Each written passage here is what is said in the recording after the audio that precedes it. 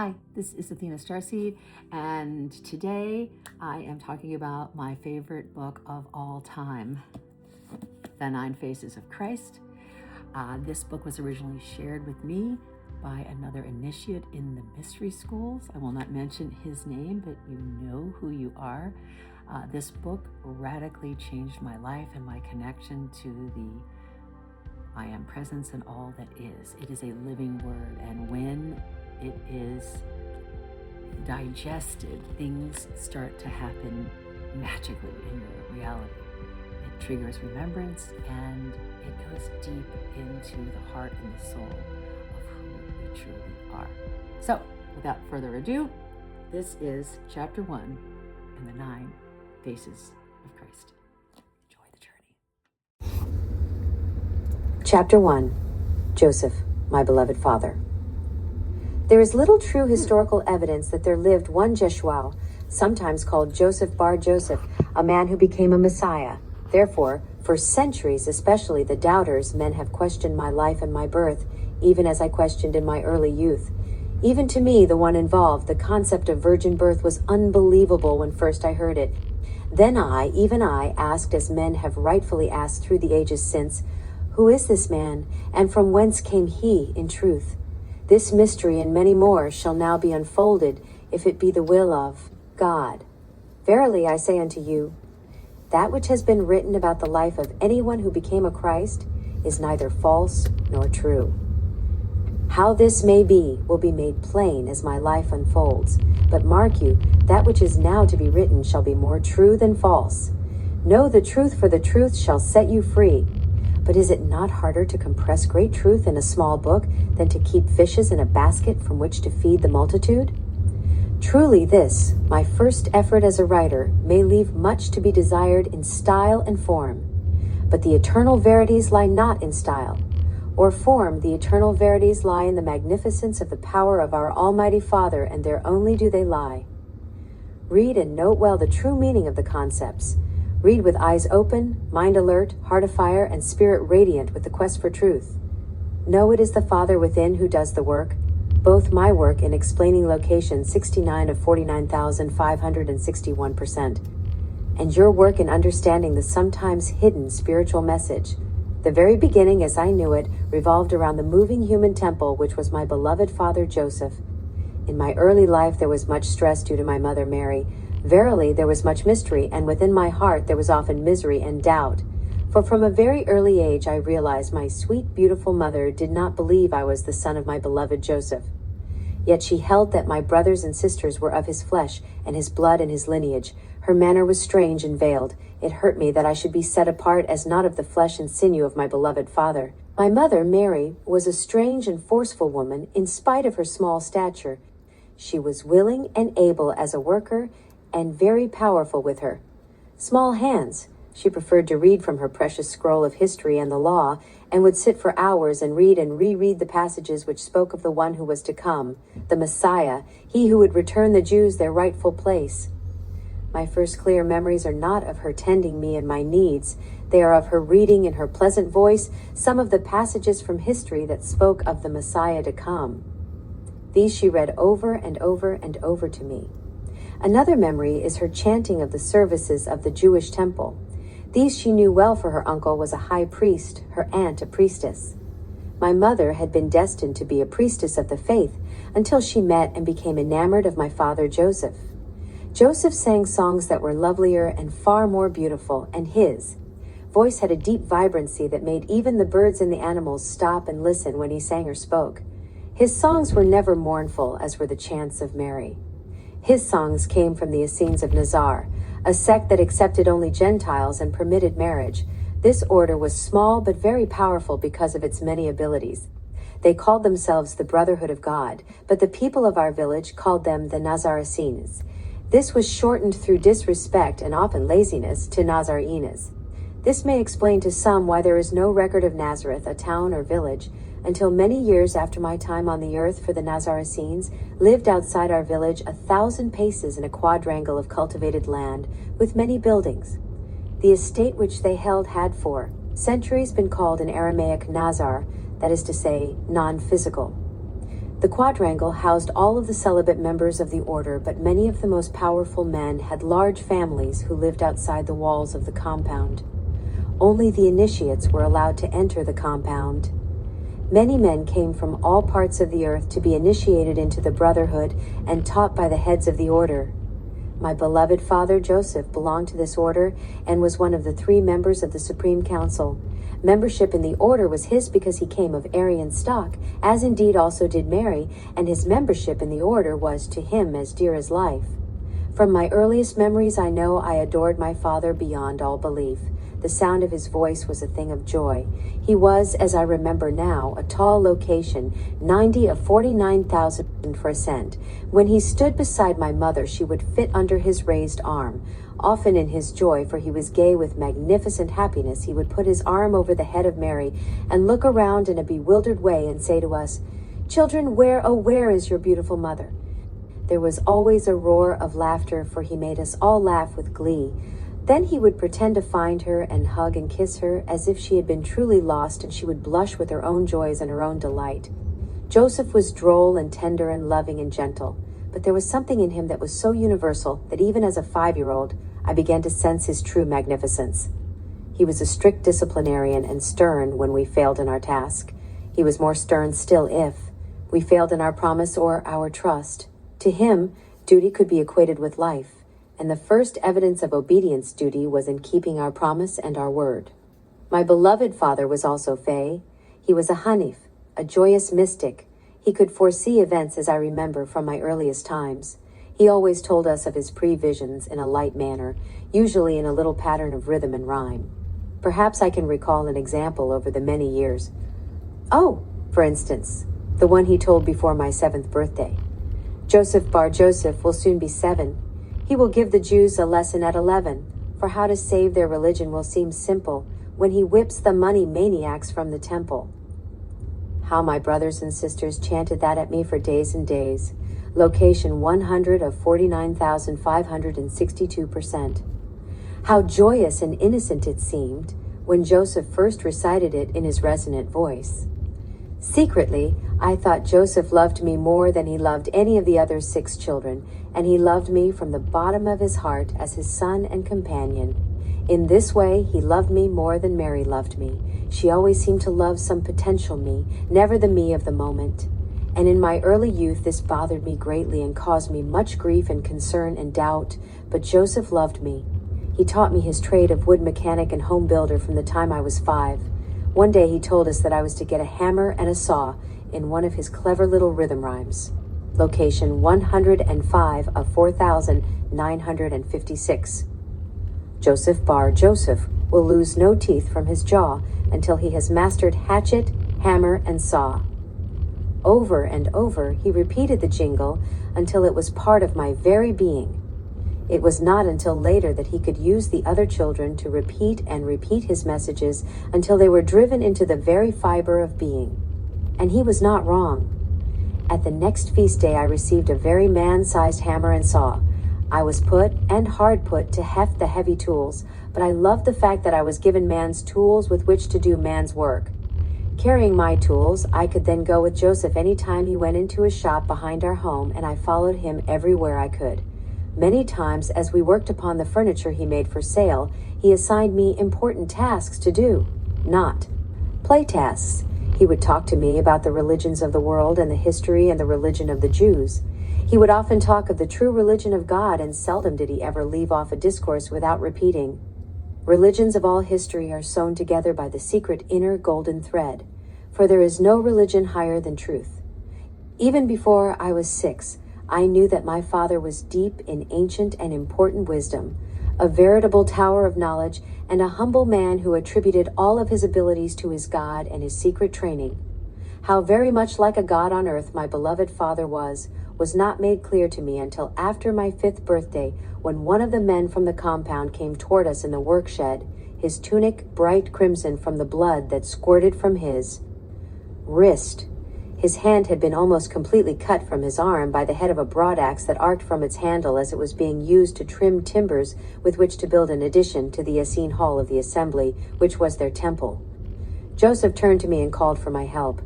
I scrambled up on the unfinished table we were making, and at his direction held the severed hand in place. He said quickly and without tension in his voice, "Joseph Bar Joseph now must learn to be about his father's business, and even at the sight of blood he shall know no dizziness." The way he looked and spoke made me curious and keenly alive to everything that went on in the next miraculous seconds. Joseph set the bone and the flesh correctly, and was careful with the tendons and with the location 120 of 4,000 artery that was spurting bright crimson upon us both. In a moment his body was straight and still, and he said in a commanding and vibrant voice, "Almighty indwelling God, heal instantly and perfectly. I command you, heal, for it is the right of God to heal." Over and over and over he said the words. Then I noticed that from his hands a tingling passed into mine and into the mutilated flesh of Yohanan the Essene. I stood very still and quiet with my eyes almost closed against the sight of the blood, but I clearly saw the blue-white or silvery violet flame that licked from Joseph's forehead and touched the head of the injured man. Then we all seemed to be wrapped with a violet light, and the noises of the distant villages were shut out. There was nothing in the world, it seemed, but that light. Though I was fully conscious of what was happening, it was as if time had been stopped and I was caught up in a power greater than I had ever known.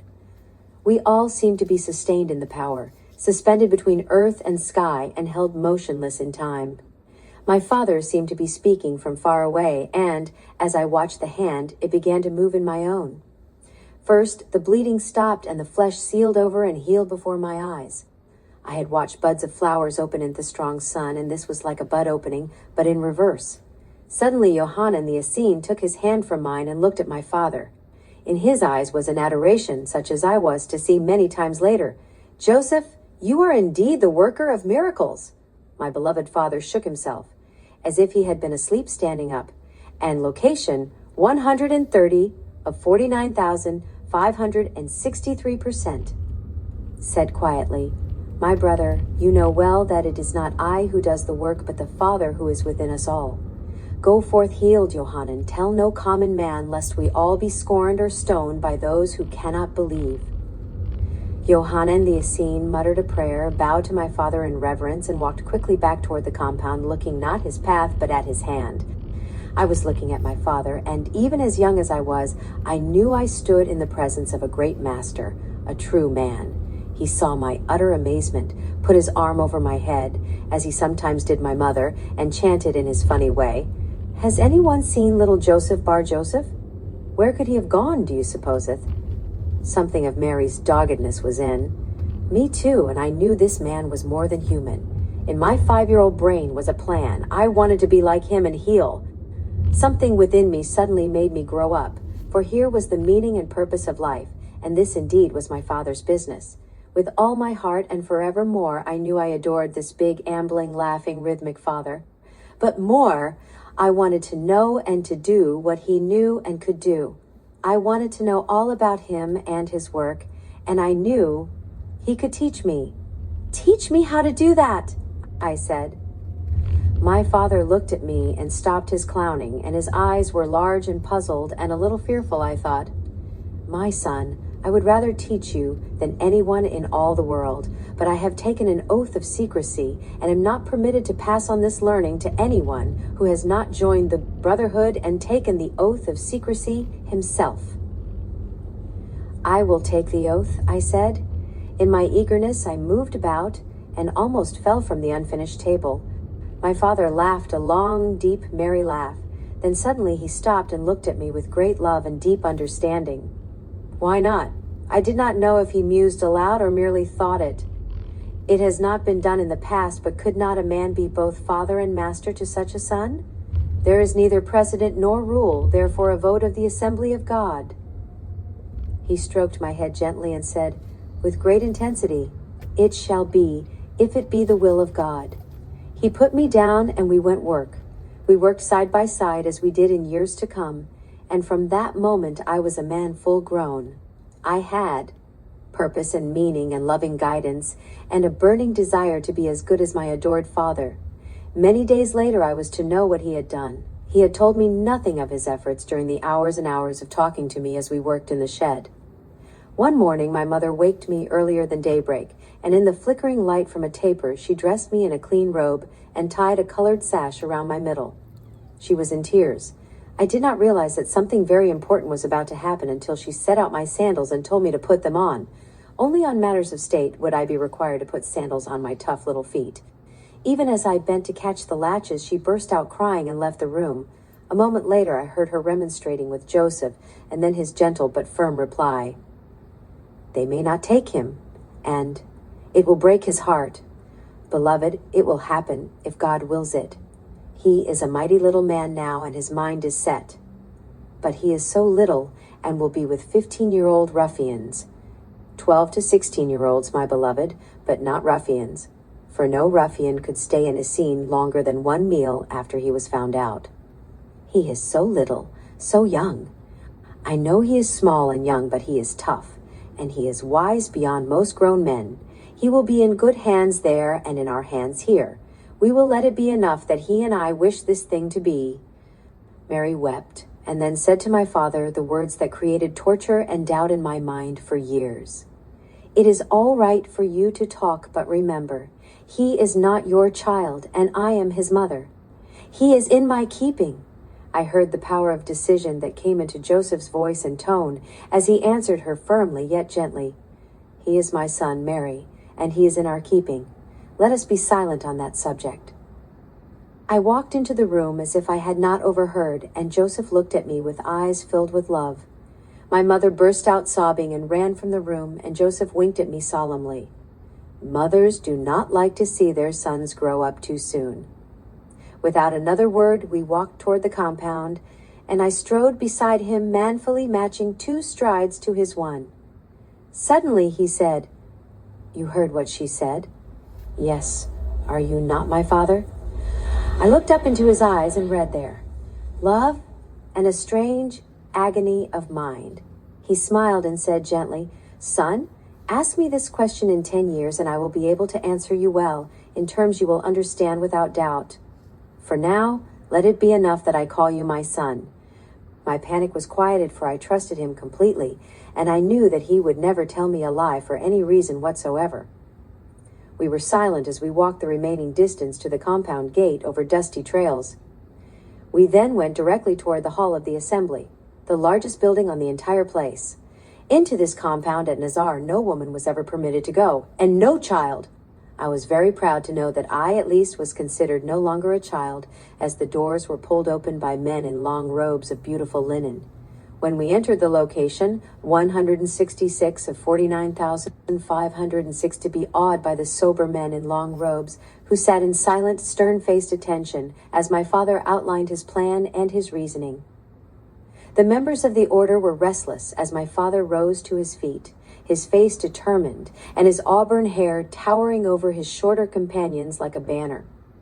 Even though stern, his face was also pleasant as he looked around, and his eyes rested for just a moment on Yohanan, the Essene, who stood beside an upright post.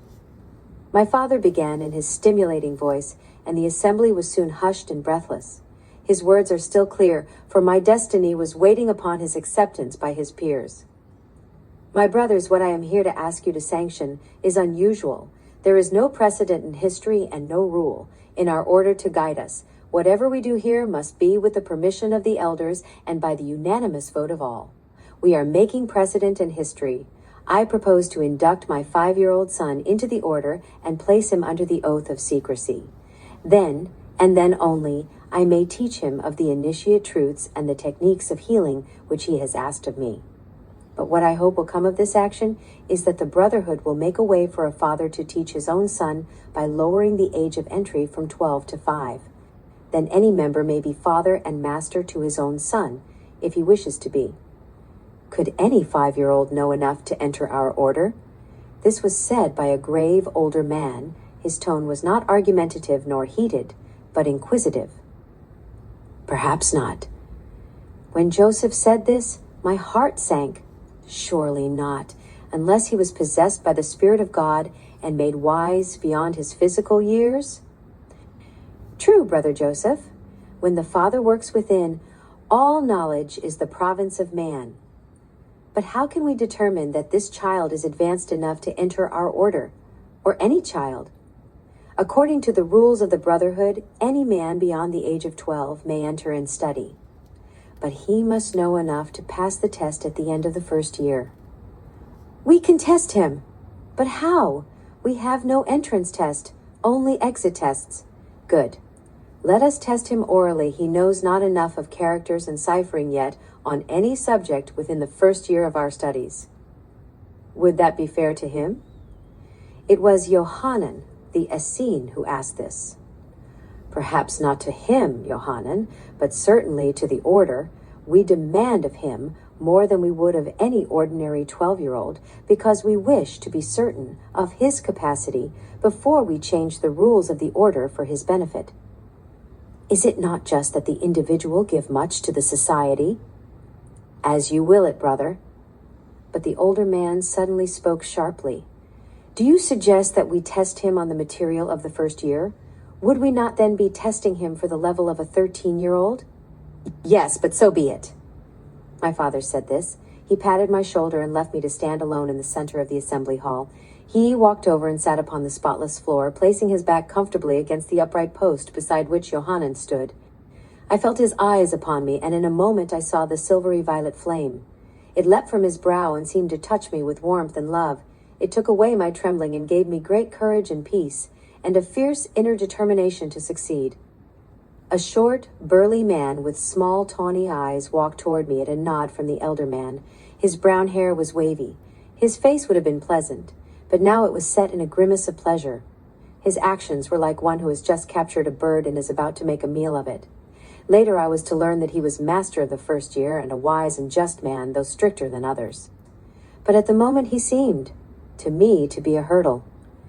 Well, boy, child, can you tell me this? Where did the Jewish religion come from, and how was it founded? I looked at him in utter defeat and despair and amazement, for I saw in his aura the answer he wanted. But that answer was not the truth, and I knew the truth. The true answer came from some deep well of certainty within me. I also realized that this was not the answer I was supposed to give to pass the test. I looked at my father helplessly and would have run for comfort to his loving arms, but the blue-white beam held me to my spot. I felt the tears coursing down my cheeks. They were tears of frustration and also tears of fear, for I could not lie, and yet I knew the answer that would get for me the one thing I so greatly desired. Well, child, the old patriarch looked at me kindly, and I bolted straight into his arms. He folded me gently in his arms and said, "It is nothing to fail, child." Oh, sir, I know the answer he expects, but I also know the truth. If I speak not truth when I see it, I wrong the teachings of my father. If I speak truth, I shall not pass this test. By my faith, he exclaimed, and many shuffling feet stopped as men turned back from leaving the assembly hall. The old patriarch laughed gently and motioned the departing men back. His hands stilled the buzzing in the hall. Here, brothers, verily this fiery one is caught on the horns of a dilemma as fine as any in our philosophy. Master Habakkuk, with your gracious permission, may I try to get your answer for you? Good. Now, child, go back to the center of the hall and face location 201 of 49,564%. The brothers. I did as I was commanded by such a gentle voice. Now, my child, answer the question in two parts. First, give the answer you think Master Habakkuk wants you to give. Second, give the answer you think is the truth, as you say. I flinched, for I did not think it was truth I knew. I raised my eyes and looked at the group and remembered the courteous address my mother had drilled into me. Sir, men of learning, adored father, in the aura of my master of the lion's eyes, I see that my answer should be thus: the Jewish religion was founded by God Almighty in his contacts with Adam, Noah, Abraham, Jesse, and especially with Moses, to whom God is supposed to have given the 10 Commandments carved in. Stoned by flames on Mount Sinai, 40 years after the Israelites came out of Egypt. He of the tawny eyes nodded affirmatively. That is our external religious history, son, and only an initiate knows the true story. My father has taught me that no religion is higher than truth, sir. I now tell you truth, not as I think it is, but as I know it. Verily, the Jews have no religion that is truly theirs, and they have never had in all history. Throughout the years, they have taken bits from the more advanced tribes around them and from the stronger cultures in which they were held captive. From the Chaldeans, Hittites, Uranians, they took freely the story of the creation of the world and man, and so also the story of the flood. From the Mitanni, they took their beliefs of heaven, hell, God, and the angels. Also, location 211 of 49,564%. They took the Nordic strain, which is in the veins of the descendants of Jesse, for the ruling house of the Jews is not Semitic in origin, but Mitannic Nordic, not, that is to say, Jewish, but Gentile. The 10 Commandments they have taken by violation of the truth, boldly from the sects of men of Indus, who knew it not as the law of God, but as the virtuous way of good men. The Jewish story of the coming Messiah to be born of the Virgin, and over whom a star shall hover at birth, turning night into shining day. All this has been taken from the ancient beliefs of one of the tribes of Media, a faith founded by a Persio-Median, Zoroaster, who lived 100 centuries ago. I finished and looked at my father. His head was comfortably back against the post, and his eyes were closed, but on his face was a smile, and I know he was pleased with me. Yohanan the Essene was staring, amazed, yet also pleased. The patriarch, who was later to be my teacher in the Torah, was nodding in rhythm to my words, for they had tumbled out of me in a most compelling rhythm and force. I could not understand the sudden burst of expressions of amazement from members of the assembly. A few of the men hurried out of the hall and returned with many of the brothers. Soon the hall was so filled with curious men that some sat at my very feet on the vast floor, and more were coming in every few minutes as I went along. They were hushed and quieted by those who were in the hall, who seemed to be enchanted by my childish treble and the ideas which flowed from me with such perfect rhythm. I do not recall all of the questions. They all dealt with Jewish Bible history location 221 of 4,956.4%, as known to the external sect and as taught by the rabbinical scholars of that and earlier days. But not one question could I answer only as Master Habakkuk seemed to wish, yet he seemed more and more pleased with me as time went along. In truth, I answered, as his aura indicated, and then explained the truth to keep my father content with my answer. One question I remember well, for it was a trick question. Who was Moses, and what did he do? Master Habakkuk, the answer you desire from those of your class is that Moses led the Israelites out of Egypt, opened the Red Sea with his staff, caused the seas to close on the armies of the Pharaoh, and then led the Jews for almost 40 years toward the Promised Land. He also is reputed to have received the 10 Commandments from God himself, and then was lifted up into heaven. That is the usual answer, Master Joseph Bar Joseph. You also know that there were 3 Moses. Mose is merely the Egyptian word of ancient times, which means child or child of, and is found in our Talmud as Moshe. The first Moshe was a young man in the days of the mighty and righteous Pharaoh Amenhotep IV, who became the first true mystic priest king in history and changed his name to Akhenaten. Young Moshe was trained at the University of the Sun God, the god Re in Heliopolis. When the mighty Pharaoh died, his mystic religion was overthrown by the powerful priests of Amen, and the followers of the true religion were sent to an abandoned fort of the Hyksos near the city of Avaris. Here the followers of the one God organized themselves and chose Moshe, whose Egyptian name was Osarsiph, to lead them. They founded a confederation and brought forth a covenant that said they would make no graven image of God, nor worship one. They would give no respect to sacred animals.